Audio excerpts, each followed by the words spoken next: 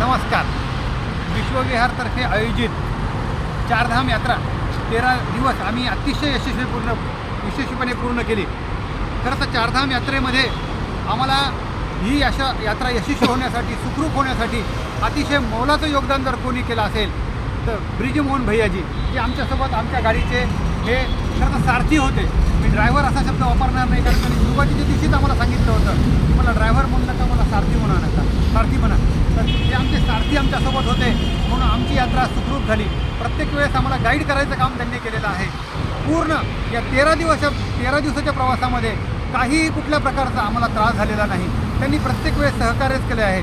त्यांच्यामुळं आमची यात्रा सुखरूप झाली आहे. त्यामुळे मी त्यांना धन्यवाद व्यक्त करतो.